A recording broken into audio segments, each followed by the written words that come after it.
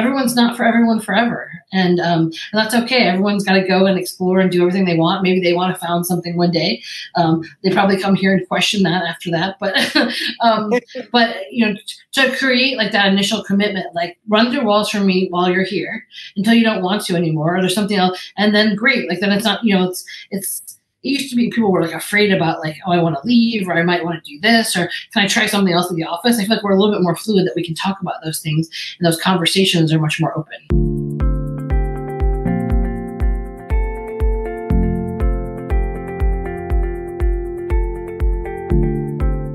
Hi, everyone. This is Joshua Hoffman and Alex Garashenko, and welcome to another episode of the Masters in Marketing Agency podcast, where we deconstruct the why and how agency owners found their success, and in season 3, discuss how to build a community and referral network. Today, I have Valerie Tyson, the CEO of Unrivaled Group, a full-service marketing solution agency that builds game-changing experiences through the intersections of strategy and technology. Welcome, Valerie. Hi, guys. Thanks for having me on. After a little bit of a confusion in the beginning. So I want to jump right into it now. And I want to start by saying 3 names, and then I want you to tell me how those names are related to each other. It's going to be Jeannie Buss, Michael Jordan, and Howard Stern. All amazing people I have met and or worked for. So then naturally, because I knew where the answer was going there, how did you get in those rooms? Well, I started my career in radio, and one of my first jobs was working for Howard Stern on his West Coast events. And so he would come out and do broadcasts in Los Angeles where thousands of people would come out, some of the best celebrities in the world, like everyone came through the door. And so I got to meet him. Very quiet. Most people wouldn't think that. Very quiet. From there, our AM sister station carried the LA Kings game, and they said that there was a 27-year-old millionaire whose grandfather was trying to buy him an NFL team for his birthday, and instead he got an arena football team. And it was Casey Wasserman and the LA Avengers, and one of our first meetings was at Staples Center, and Jeannie Buss and I were the only females in the room. And she asked me to come sit by her so I could, we could have the two women in the room sitting together. So that was great to have a really great mentor in her. And Michael Jordan, I worked for his NBA team, the Charlotte Hornets, that he recently sold. And when I'd see him in the hallway, he'd palm my head. But I guess I really want to understand, like, how, we all want to be in a room with those 3. How did you work up to get there? I see what you're saying. I think one of the things I think that's most important to me is it doesn't matter what room I'm in or what type of client we're working with. We focus on brands, property, and talent now. I am always the most prepared person at the table. That's my goal. And, a lot of our interns and younger members of our staff ask, like, oh, how'd you get to fly in this private plane or do this? You must have been fun. And I was like, well, A, I probably was fun. But B, it wasn't because I was fun. It was because I was trusted. I was the most prepared person at the table. I kept my head down and outworked everyone to compete to get into those rooms and to work on projects of that level. Were you always like that, or did you develop those skills? I think, ever since I was a kid, it would rain and I'd have a bike wash. You know what I mean? Like I would have, I think I was always trying to figure out how to solve things. Our hashtag at the agency is Solve City. So I like to solve problems. So no matter what that is, and then channeling that through marketing and now having my own agency at Unrivaled, I'm able to do that all day long. People will come to me and not even ask me to solve the problem. I'm like, wait, I got it. So I think just being prepared and being able to kind of see ahead and solve things has probably served me well. Well, I guess it's interesting because, I was listening to a previous podcast, and then you mentioned throughout your career that, you have been full of fear and full of self-doubt. And I guess that's kind of what that conversation is what I'm trying to enter and figure out, how did you get over that? I know there's a lot of self-talk, like, how did you get over that? Okay. Lack of better question. How did you get over that? I wasn't always confident. I thought if I knew and had the right answers and I was prepared, that would help me become more confident. So, now, much later in life and in my career, I've learned, I'm trying to learn, and it's work every day, is gain a neutral mindset, not to let the highs get too high or the lows get too low. And I think I think that's the part of that process. Like I'll work myself into the ground because I want to be the most prepared person. I want to deliver the best work for my clients and provide the best environment for my team. And I think, that's just part of that like kind of grind mentality. Having worked on the team side of sports, I think I didn't play on the court and I wasn't responsible for the outcome of the score, but the whole ecosystem around any team is just another team. And so while you, again, may not be running on the court or, like hitting something with a racket or a bat, like you're still delivering that experience to the fans. And I think once you learn that, you can't unlearn that. And it's uniquely something that you learn by working in sports, and, on the team side of sports. I guess I want to dive right into that because, again, we're calling season 3 and it's all about community building. And part of having a tight community, what we group it in is employees, peers, and then like customers and things like that. And I guess I want to jump right into the employee side of how you build a community, because you've already mentioned Solve City, and I think it was on your website. You mentioned right on the website that you don't call them employees, you call them Solve City residents. You even have a tab on your website. It's all about culture. And I know everyone maybe has like a little section about culture on their website, but you had like a whole tab just dedicated to that. And even in there, you said, sports teaches us some of life's most basic lessons. Be a good teammate. Solving problems leads to wins, hard work, practice, and focus. So obviously culture means a lot to you, but can you kind of just talk about that a little bit? So for us, like Solve City came of, there's another agency and they have a similar moniker kind of, and I wanted like a rally cry. Like all we're here all day long is to solve problems, like whether it's like internal communication, client problems. And for me, being in a team, I started in sports and I come from radio. I had no idea. I was waiting for someone to figure out that they didn't know and I didn't know what I was doing, right? I kept waiting for the other shoe to drop. But when you are on a team, your teammates don't let you fail because everyone wants to win. And so you coach up the weakest link. So when I built my agency, I wanted to do something different than other agencies were doing. And you can't teach someone how to be a good teammate. But if they have the drive, and it's also hard to teach effort, like that's almost impossible to teach. But if someone has the willing to be the best at whatever they do when they come here, and then you can, and they are willing to be a good teammate and learn and help fill in the gaps and like pick up other teammates when they've tripped on the court or whatever, I knew I had something there. And I wake up every day, it's like, being at Staples Center again or any other arena, like getting up every day and like wanting to run through a wall. Like, how are we going to win today? We might get knocked down by the end of the day, but how do you get back up? Like, it's like that kind of Mamba mentality. Like, we want to win every day. We don't like lazy teammates. So we don't have lazy teammates on our team. And if you are not willing to come here and be the best in the hours that you have dedicated here, it's probably not the right place for you. That being said, like I would do anything for our team. Anyone who's willing to, help their teammates and run through a wall for our clients, they have a place here with us forever until they're ready to go on and do whatever it is in life, what else they want to do. So for us, it's Solve City. Like that's where we live and hang out from, the hours that we do business. And, we welcome anyone who wants to be part of a great team and become the next, wherever they go next. We hope that we've made them the most prepared person at the next table they sit at. Mamba mentality. You mentioned that, and that's something that I will now want to double click on. You mentioned last time we spoke that you love Kobe quotes. I love Kobe quotes. And is full of quotes, which we talked about last time that I love as well. So whether it's a Kobe quote or another quote, or if you want to share 20 quotes, I'm here for it. But do you have a favorite quote, and what does it mean to you? I have learned a new quote since we last talked, and I think this one's going to blow your mind. Yes. So ready. You don't have to be sick to get better. Everyone always thinks to be well, you have to be sick. And so I think that's not a Kobe quote. We work with a kind of a neutral mindset company. And I was listening to one of their podcasts this week, and they talked about like their quote was like, hey, and it was like really tongue in cheek, like you don't have to be sick to get better. And I think that's just so like healthy. Like I wake up every day and I'm like, how can I get better?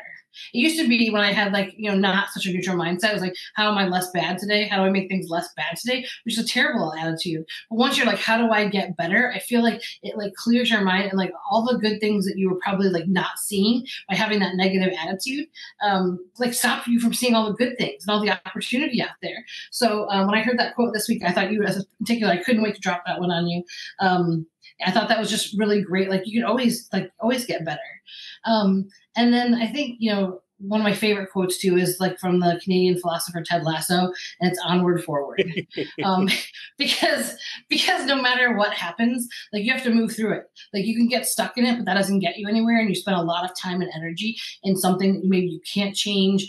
Or and that happens to me all the time. I don't say that flip like it's super easy. Like you mentioned earlier, like I used to always worry building something from nothing is nearly impossible. And so the challenges daily of building, going from a small to a mid-sized agency and gaining clients and like notoriety and all these things, like it's a grind. It's not a gift. We've earned every piece of business. We haven't been some part of a capital company or an injection with cash in any way. Like we've built this from $1.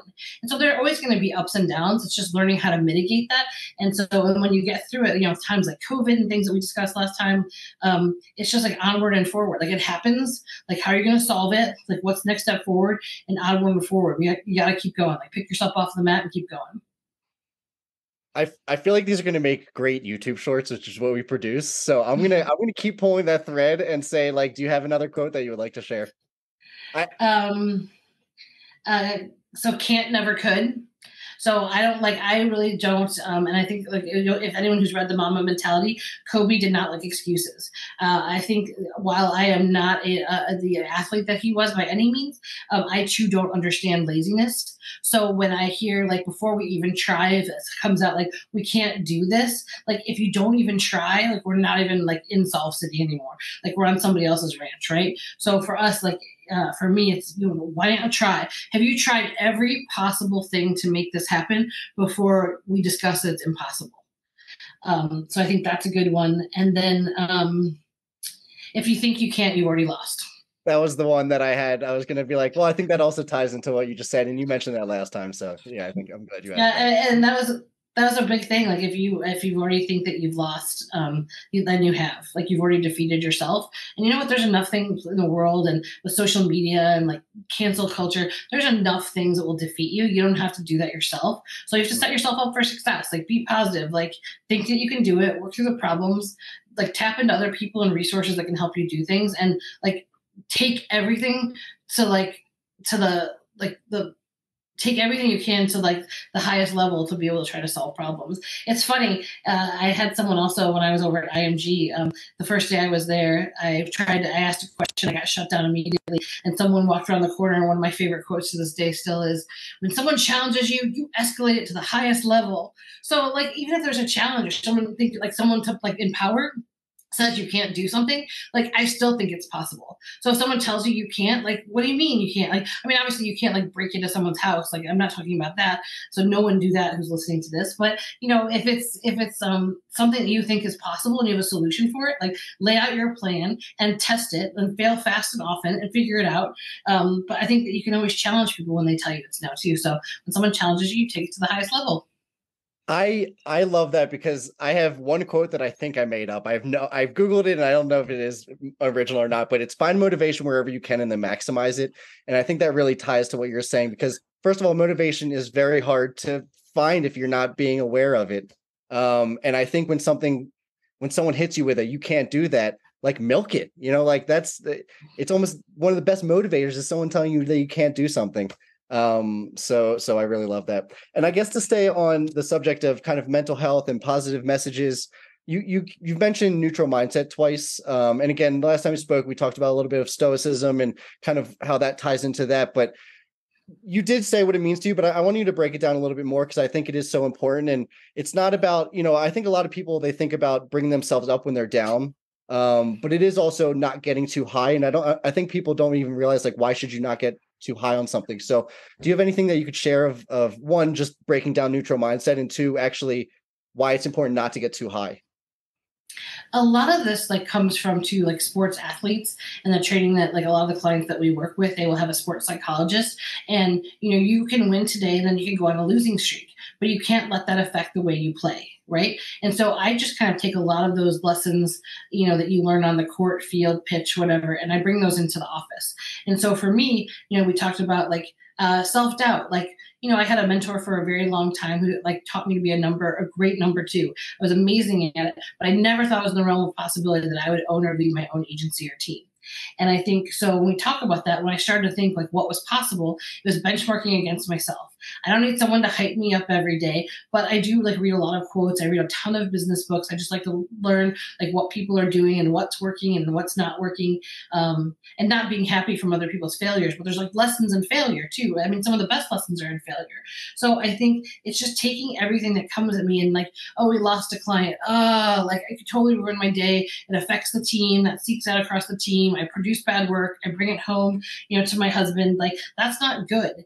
And if we get a big win, it shouldn't be all about this win. And then I forget about all the other things that we have to do. And like I run around and talk about how great we are because we had this massive win. I think you can celebrate and you can also like kind of mourn or whatever together in a way that's more neutral. So you're really happy that something happened, or you're sad that something happened, or like, hey, what are the lessons you learned in it? Like, what do you do? Like, what do you talk about? Like, what's the next step? So it's like onward, forward. Great. We won a new account. That's awesome. I'm so proud of the team. Like, let's celebrate. And then like onward and forward. Now we gotta get to work. Like, hey, we lost an account. Like, hey, what can we learn from that so that doesn't happen again? Or was there nothing that we could do, or is it a service that we need to offer? And then great, let's get back to work. Like, so if you let any one given thing like wreck you to like the pit and peak of your day, like there's nowhere to get the work done during the middle. And you're like, I learned about cortisol recently through this process. Apparently, cortisol can be good or bad. Mine was very bad. Huberman, is he the one that? Yeah. And someone's like, oh, you have a cortisol problem, and they like gave me something. I was like, how do you know me? They're like, because like you love really hard and you get sad really hard, and like that's not great. Like they're like you, and I'm like, well, what do you mean? I'm like, those are like what makes me me. But if I can do that in a way where I'm not like I'm still genuine in who I am, but I don't think it has to be so extreme. And I think it also allows you then to see the whole field. We also talked about how, like, when I look for a team, I want to field a team of point guards because point guards in basketball can see the whole court. And so I think remaining neutral, you have a better opportunity to see the whole court. I'm responsible for a team. I'm responsible for business operations. I'm responsible for client work and performance. And so I have to be clear-headed. I can have two extremes happen back to back. And I can't go, it's not good. I'm not going to be good to anyone if I'm going from like peak to pit, like every minute of the day. I have to have some kind of level of normalcy. And I'm not perfect. Like this is a practice every day. It's like shooting free throws every day. Like I got to practice this.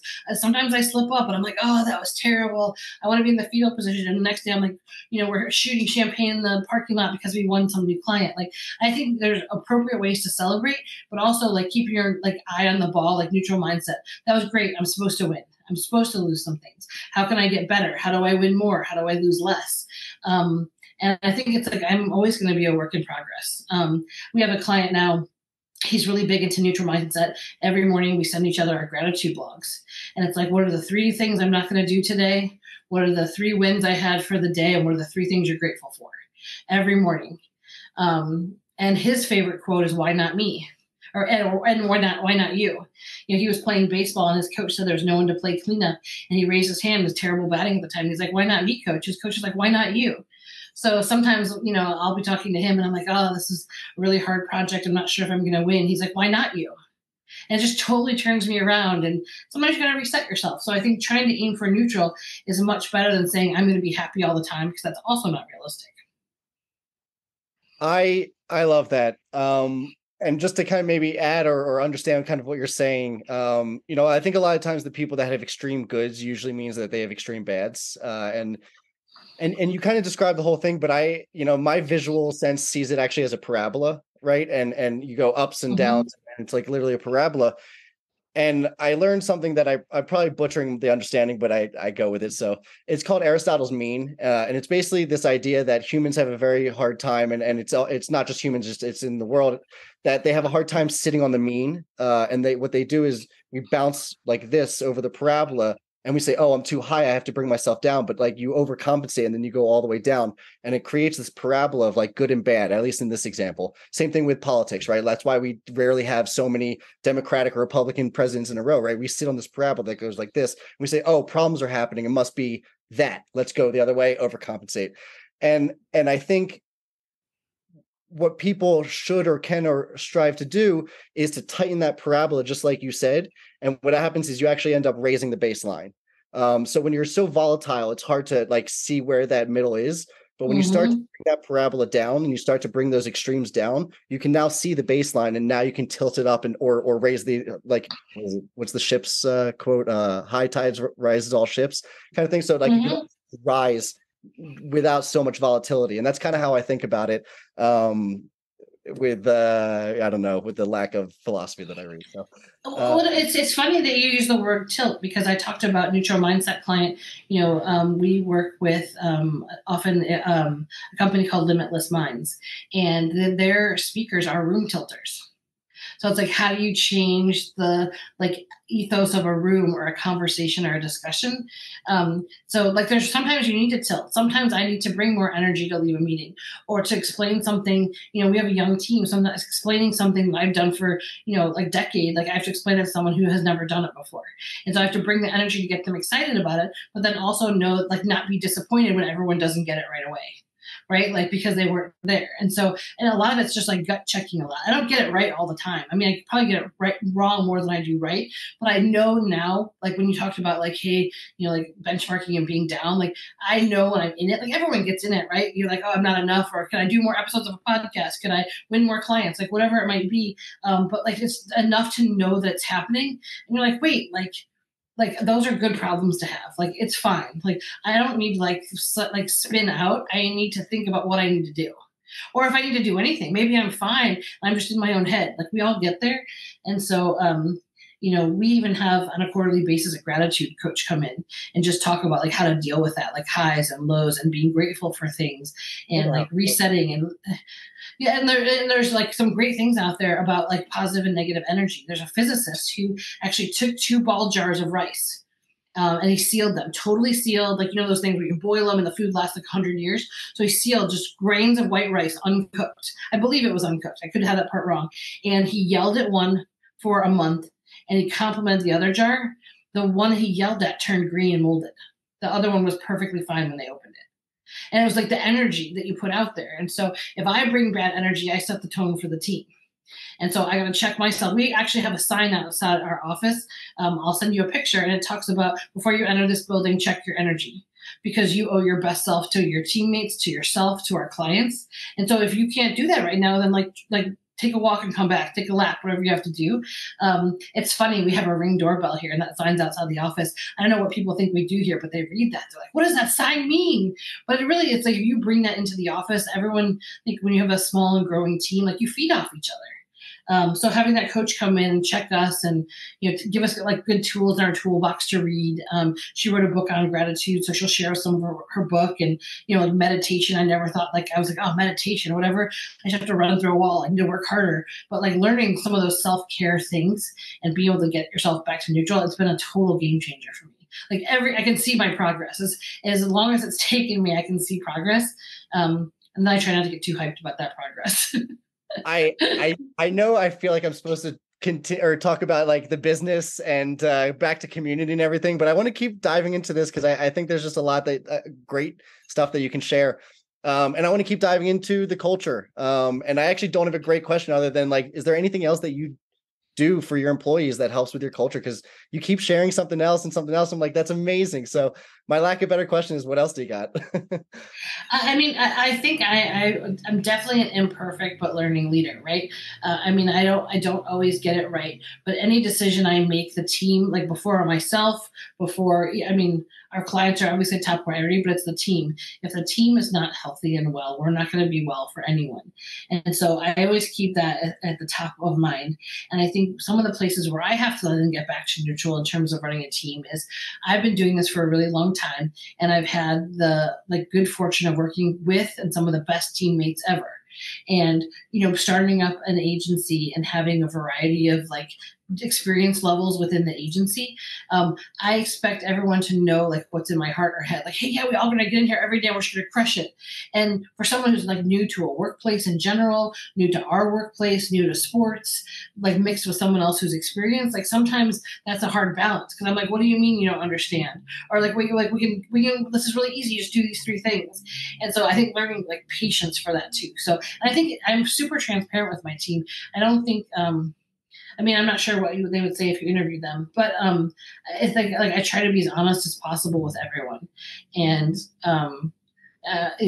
like whatever's happening in the business, or like when I need help with something, like, I think we have a really, like, one of the best teams we've ever had now. And it's just being transparent and asking, like, checking in with people. How are they doing? It's very different. Like when I was groomed, we joked, I told you, I was raised by wolves, and I have these sneakers that has that on the bottom. I feel like I was raised by wolves, and it's a different time now. Like people actually talk about mental health. Mental health is not new, but actually people talk about it, and that's okay. And I think even resetting myself to be able to have better conversations about that. And always like thinking like through the lens of like better opportunities for training and tools. And we're not perfect at that. Like nobody's perfect at that. We're going to benchmark against ourselves and get better. So that's part of our culture, is like, how do we solve, new problems? We might have solved the old problems, but there's always something new to solve every day. So are the members of your team, do they tend to be similar as you in terms of energy and mindset? Or do you tend to hire people that are different in certain ways? I think that's a really good question. I think I think I think everyone's very different. I think people bring a different energy. I think everyone's equally passionate about Unrivaled and like helping us all succeed as a team. I think how each person gets there is very different, which is also a great teachable moment for me as a leader.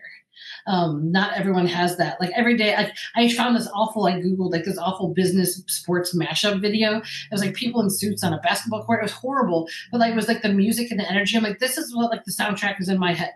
This is my walk-up song every day. That's how I come to work. Everyone's like, oh my gosh, we don't think about it like that way at all.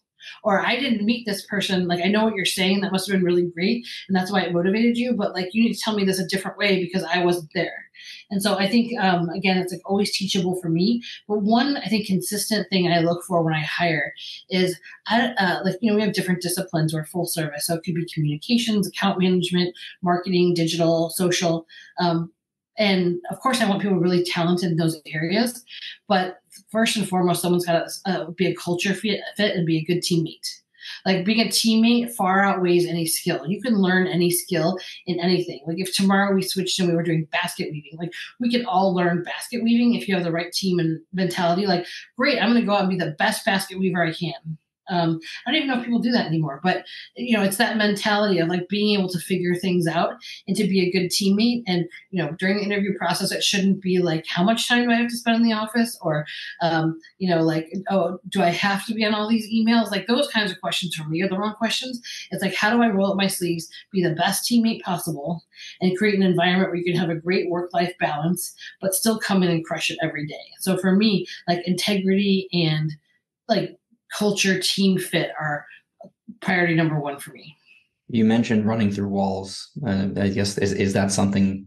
One, is that something that you look for when you're hiring? And then if you're looking for it, how do you test for that early on?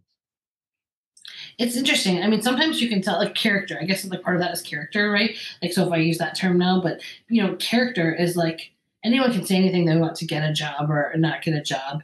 And, I think you can tell, like in work people have done before.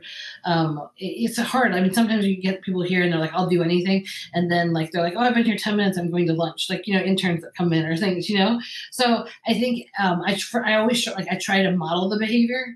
And if I'm not modeling it correctly, once they get here, I show them and I actually do the work. And then we talk about it again. And then I model again with that person. So I don't know if that's always perfect, but I think it's hard to tell. Like you hope they're like their work speaks for themselves.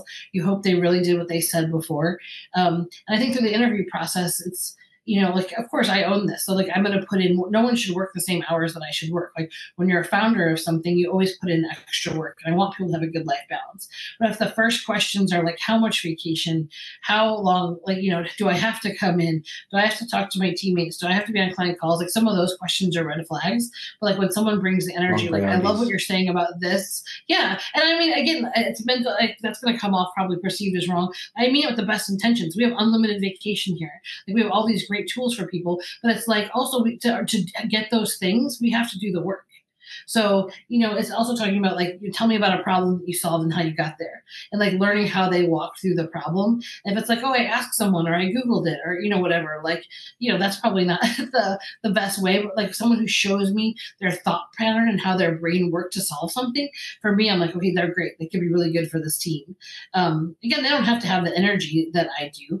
Everyone is different. There are people who are low key and like high performers, and that's great too. And that's one interesting thing about having your own agency. You have to build a work environment that is like helps all those people be fruitful and like drive their best work. I think that's the hardest part about it. How do you build something for everyone? And I think that's the biggest challenge. And some days I get it right, sometimes we don't. I tell people when I hire them, like, look, come here, be a part of this team, and I will make you the most prepared person at whatever table you sit at next. And all I ask is that while you're here, like the hours that you were contracted to work here a week or hired to work here a week, like put in your all, like be the best at whatever it is I'm hiring you to do. And then when you're ready to go off and do all these magical things like I had done in my career, I will open my Rolodex and tell me who you want to be introduced to, and I will give you the best reference you've ever had. Everyone's not for everyone forever. And that's okay. Everyone's got to go and explore and do everything they want. Maybe they want to found something one day. They probably come here and question that after that. But to create like that initial commitment, like run through walls for me while you're here until you don't want to anymore, or there's something else. And then great. Like then it's not, it used to be people were like afraid about like, oh, I want to leave, or I might want to do this, or can I try something else in the office? I feel like we're a little bit more fluid, that we can talk about those things, and those conversations are much more open. Well, I think that your personality, as I'm learning, last time we spoke and now, is conducive to allowing conversation and communication happening within the firm. And I think what I've learned just talking with you is, there's two different types of people in the world. There's ones that blame others for problems, and then there's ones that kind of blame themselves or say like, I have an impact on this. And I just love how you always start with yourself and how you can solve a problem. Like, for example, the intern example that you gave, you could have just said like, oh, I hired a bad intern. Like they're shitty. So like, let's just wait till their 2 months is up. But your response was actually, no, I'm going to set a good example. And then that's going to show them how they should be acting. And I think that's honestly so rare, even with good owners and good CEOs and everything, that is still pretty rare. So I think that was amazing. And then I did write a Stoic quote that it's a little bit different, but it's on some of the things that you were saying, which is you're supposed to be strict on yourself and lenient to others. And I think that you have also kind of shared that you do that well while still motivate. It's not like you're letting everyone go, but you're doing that. That's how you motivate them, and then they hopefully get to that level that you're aiming for, that they're aiming for, or anything like that. So just wanted to share that. The question, however, that I had, which is from a little bit earlier, is you mentioned a walk-up song, and I want to know what your walk-up song would be. You Can See Me in a Crown, Billie Eilish, because our logo is a crown. That happened once at a panel. I wasn't expecting that. It made me teary-eyed. I think there's a song called, I think it's by the Paper Kings. I think that's their name. It's I'm Ready to Go. And it's just like about being like ready to go. Like, I'm like, let's do it now. Like, I'm ready. I feel like I'm always ready. Like, it used to be before I give big speeches or pitches, I would throw up a lot before something. Everyone's like, oh, have you thrown up yet? Because I know it'll be fine. I don't do that anymore. Neutral Mindset has helped with that. But there's so many great Mind songs. Probably anything Lizzo would be fun. Although she might be canceled now. I don't know. I can't keep up with the list anymore. But I'm a huge fan of a good walk. What's your walk-up song? Well, I actually, I'm not overly proud of mine. I wrestled in high school. So I actually had one, and it was Stronger by Kanye. It was a Daft Punk song that he redid, and I love Daft Punk. Oh, yeah. It was like too much of a loser move to just do Daft Punk. So I was like, let me do Punk. I love Daft Punk. Also, I guess but the song I play probably once a day is Wait For It from Hamilton. So I don't know if you've heard the soundtrack. I heard the soundtrack before I ever actually got to see Hamilton, which was the most amazing experience of my life. I guess that's also not popular to say anymore, but I loved it. And I didn't have it in the order. It was like my Spotify was on random, like it was like randomizing all my songs. So like the whole thing didn't make sense to me. I'm like, oh, like, but wait for it. Aaron Burr is like, I'm not standing still. I'm lying in wait, like waiting for your moment to do something. And it's like everyone doubted him because he was always like compared to Hamilton. And obviously he did something horrible in the end of this, but like if you track that arc of his story, he was always like, he was waiting for the right moment. He was being like strategic in how he thought he was bringing his own like, life to the world and his gifts to the world. And so I love that. I really like that song a lot about like perseverance. So my favorite song is that the one that the king sings. They go, "Oh, you don't know." I don't know how it goes, but there's so many good. There's so many good moments. I went to go see Hamilton in the snowpocalypse, and when they had canceled the night before, I had tickets forever. And as I walk in, my husband's like, "Don't look at the board. The original cast is not here." But when the curtains opened, the entire original cast of Hamilton was there the night I saw it. It was such a great experience. The other thing I do want to say before we get to the questions at the end is you mentioned, I guess like throwing up before important things or speeches and things like that. And, the thing that I usually share with people when they mention something like that or they're nervous about something is I call them appreciative nerves. And I say that, but what I mean by that is, a lot of times we actually get nervous because we're in a position that is not in a position that a lot of people even get to be. So if you actually take that scared and that nervousness and say like, the only reason I have this is because I put myself in a position that I could even get these nerves, it almost like flips the nervousness to like a bad feeling to a good feeling. And it's done so much good for me that like now I'm an adrenaline junkie. So I went way too far. But what it does is it really takes this negative thing that everyone like avoids and they won't get up in front of people or they won't literally do something because of nerves, because they see them as negative. And I just think if people can flip that and say like, I'm actually in a position of good and I put myself in this position, I'm going to actually appreciate these nerves and like kind of close my eyes and like feel them. I don't know. It's just something that I've kind of taught myself with nerves. So I like that. I mean, pressure is privilege. Like everyone has pressure. So for me, I don't really buy into that. There's a couple of those kind of like phrases that like also when people say my truth, like there's only one truth. There's the truth. Like, oh, here's my truth. I'm like, I don't know if I understand that because either it's true or not. But when you talk about like that pressure, it's their segment of the multiverse. Yeah, I guess. I mean, my multiverse is I've got like it's true or not. And again, whatever works for anyone. I'm not here to judge anyone on those things, but like how it works for me is like I knew that something big was happening when I would throw up. Like so, it was nervous. But then when I got up there, I would forget about that. And I think too, I'd done some improv in the past, and I think that really helped me too with kind of those situations about like. Just like you get up and you do improv was the greatest joy of my life. And I used to sneak out of the NBA games to do it and go to class so I could learn how to do it. And you don't see the people. Like I used to be the most self-deprecating person and I'd get up there and I would forget about it. So I was just playing a game with my friends. But you also learn confidence and you learn how to like combat, like you never know what someone's going to say to you. So I think, I think that helped me a lot with those nerves. And I guess the throwing up stopped to some degree. There are athletes in the NFL, NBA that they say they do the same thing. There was one guy on the Eagles had to retire because his anxiety just was too high every single game. He was like, I'm done with this. I can't do it anymore. Now he goes to Wharton. He's in grad school, so he's doing pretty well, I guess. A lot of athletes who don't manage their own social media because they don't want to see it. They know they have to be on it, but like it affects their play. So if they read a tweet from someone who didn't even think about that or something, they can't, like they're the athletes like, yes, I know I need to do this, but don't ever tell me what it says. Interesting. Oh no, that's fair. I have a few questions that I tend to ask at the end. Alex, any remaining questions on your side before I jump into them? No, go into it. Alrighty.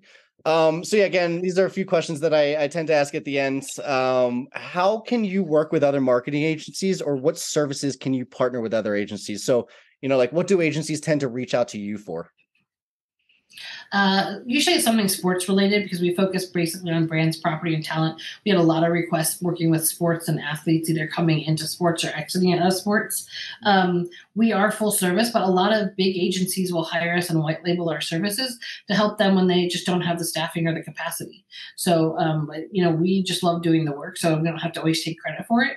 And being a good teammate, we can plug into any team, whether it's an agency or our clients. So usually it's like sports questions, ticket sponsorship sales, things like that for us. But again, like whether it's like you're selling tickets for something or you're selling, bug spray, like whatever, our approach to all clients are the same. So we can usually plug in pretty easily to anyone's team that's trying to solve a problem. That was perfect. If a client asks, can you do this, and it's a service you don't currently provide, how do you typically handle that request?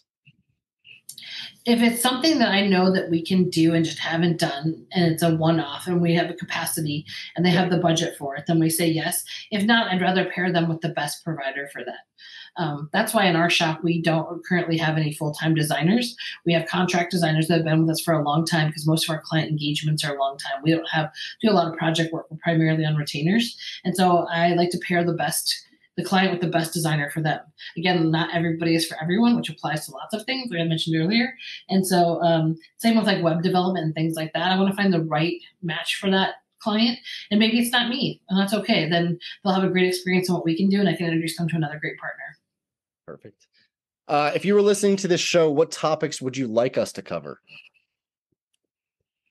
I think there's something about I think having guests unexpectedly pop into podcasts would be an amazing I think that could be like a whole new show in itself. I think, what I realized too is like kind of in the startup world too, like hearing what other people like me are going through so you don't feel like you're in it alone. So, maybe like one of the best panels I ever saw in a conference was a startup CEO and their psychologist, their shrink. And like they talked about how his growth, like what his growth was and the things he was working on. And they didn't have a session in front of everyone. I just thought it was just like so cool to see, oh, wow, you think those things too? I think about those things all the time. Or like, oh, I thought I was crazy. Oh, maybe I am, but like at least I'm not the only one. So I think like seeing things that people like me are going through and how they persevered or failed or whatever and learn from that. I also like to see a lot more about or something that would be interesting to me. I love watching new people into the workforce and what their perception of a workplace is, because I think that's very interesting to see. I don't know how I knew like to put my bag in the file cabinet or whatever. It's just funny to see people new to the workforce. I think that'd be fun. That would be some fun perspectives to hear. And just to clear up some confusion, and I referenced this in my very intro also. Someone who actually has a meeting next week with us joined in like the first 5 minutes of this call, so we were all like kind of shitting our pants and not knowing what to do. My improv kicked in. I was like, we're gonna do this together. Yeah. It would have been great. It would have been great. Yeah. We can just roll with it. Right. What do you do? Like that's the episode. I'm like, okay, it's just like you two talking. We're just like in the back. That actually make for a good episode. It would make for a great episode. Especially for the community. If we pair the two people but didn't tell them. And like, I think the three of us can start a podcast and we'll just have random guests come in. We're scheduled. It's like you don't know who's going to show in, and everyone just kind of interviews each other. I mean, I think it could be a whole new brand of podcast. No one's thought of it. I actually, Josh, we talked about that a little bit. We were thinking of doing something like chime in or something like that, where we start the conversation and random people just pop in and say, "Hey, chime into this." That's during COVID, there was a company who actually you could pay and they would bring goats into your Zoom calls, like just to like break up the like monotony of Zoom calls. Goats, farm animals, like how some of these businesses survive. Large companies paid them a lot of money. I mean, this is like a human version of that. Like, what you got? It was all the goats from Goat Yoga, and they needed a new job. So I guess they're like, let's Zoom Goat was their all the ones who were on the sidelines from Goat Yoga injury or whatever. I haven't done it. I think I would like it. A couple more questions. Are you guys looking to hire any positions right now? Yeah, we are currently looking for our spring and summer interns, and we currently have an account manager position open, like a client services, working with our clients, and an email influencer marketing position available. So we have a few. They're all on our website. Awesome. And then last question, any book, podcast, or newsletter recommendations? It can be in marketing. It doesn't have to be. It can be in business. It doesn't have to be anything. I would say The 5 Dysfunctions of a Team by Pat Lencioni. If you haven't checked it out, he runs the Table Group, which is a great strategy firm. And it's a fable, but dismantles what makes teams fail. And I give everyone who comes on board the opportunity to read a copy of that book, and then I read it once a year just to remember to try to avoid those 5 failures. That's a great. I have the pyramid on one of my whiteboards in front of me. That's a good. And then there's also one, and I can't remember the title, but there's only one book ever written about the New Zealand rugby team. You guys might want to edit this part out because I can't remember the name of it, but that is one of the best for you guys. That's the best book ever. I don't know that. Talk about success of a team. No, I don't know that one. But as we come up to the end of the episode, I just want to give you an opportunity to mention how people can find you and anything else you'd like to end with. Yeah, sure. You can always stop by our website, unrivalgroup.com. Same on Twitter, Facebook, and Instagram. So unrivalgroup.com. We're based here in Austin, Texas. So if anyone's visiting, we'd love to have you stop by our headquarters. It's a fun sports themed, lots of lockers and things to look at. So I will have any excuse to come back to Austin. But thank you so much for coming on the show. And for those of you who have learned something new from this episode, please consider giving us a like or a follow so we can continue getting the highest quality of guests. And as always, thank you for listening. Valerie, I had so much fun on this episode. Thank you. This was amazing. You guys are the best. I love your podcast. I wish you guys nothing but the best. And if you ever want to spin up your series, your improv interviews, I'm in. Oh, I had an improv question. I didn't know how to get it in. So damn, that'll be for the next one. We'll talk about improv. The That's book perfect. I think you're referring to is it The Jersey? The Secrets Behind the World's Most Successful Team? I think it is The Jersey. There are a couple. I think there's a couple in that vein, but The Jersey is an awesome book. There's so many good sports books. I could go on for that. Come by our library, pick up a book. We've got them all. Oh, we even got bonus material in this episode. Awesome. Thank you so much for coming on. Thank you guys. So I'm going to miss you guys. I hope I can come on again soon. Well, we have the community, so we'll reach out with the community. Hopefully, get you guys some referrals. If I didn't even tell you about that, well, I'll tell you a little bit more about that in a second. Yeah, I love it. I'd love to be of service to anyone who needs help too. So let me know. Perfect. Thank you so much. Have a great weekend. Thank you. Thank you. You too. Thanks for listening to the Masters in Marketing Agency podcast. I hope you got a ton of value out of this episode. And before we go, I just want to thank our sponsors, DevNoodle. DevNoodle provides marketing agencies with the ability to offer their clients unlimited website design, build, and management services with fixed monthly plans. If website design, development, and maintenance is holding your agency back from growing, please reach out to us at devnoodle.com, where we make websites easy for you and easy for your clients. devnoodle.com.